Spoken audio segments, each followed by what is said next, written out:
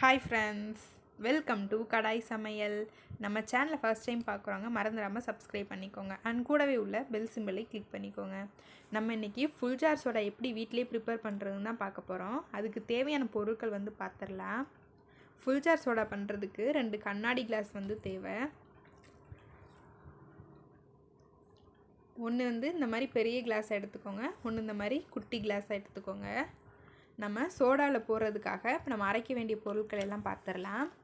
புதினா 1 கைப்பிடி அளவுக்கு எடுத்திருக்கேன், இஞ்சி 2 பச்சை மிளகாய், 1 லெமன், அதுக்கப்புறமா சுகர் சிரப் தேவை, கல்லுப்பு, சோடா, இவ்வளோ தான் இதுக்கு தேவையான பொருட்கள்.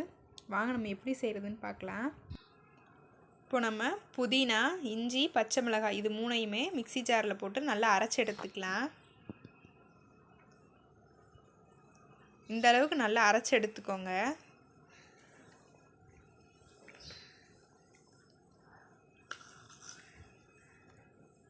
இப்போது இந்த சின்ன கிளாஸில் நம்ம கட் பண்ணி வச்சுருக்க பாதி லெமனை புழிஞ்சு விட்டுக்கலாம்.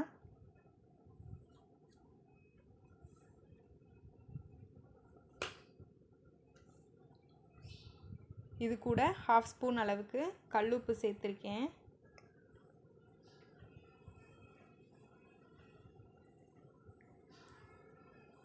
இது கூடயே 2 டேபிள் ஸ்பூன் அளவுக்கு சுகர் சிரப். நான் சுகரை தண்ணி ஊற்றி கரைச்சி வச்சுருக்கேன், அதே மாதிரி நீங்களும் பண்ணிக்கோங்க.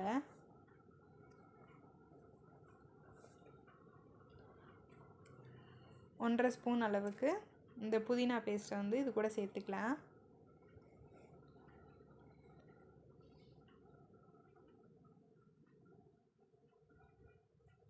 சேர்த்து நல்லா மிக்ஸ் பண்ணி விட்டுருங்க. இது கூடவே கொஞ்சமாக தண்ணி ஊற்றிக்கலாம். தண்ணி ஊற்றினதுக்கப்புறம் அந்த உப்பு நல்லா கரையிற மாதிரி நல்லா கலந்து விட்டுருங்க.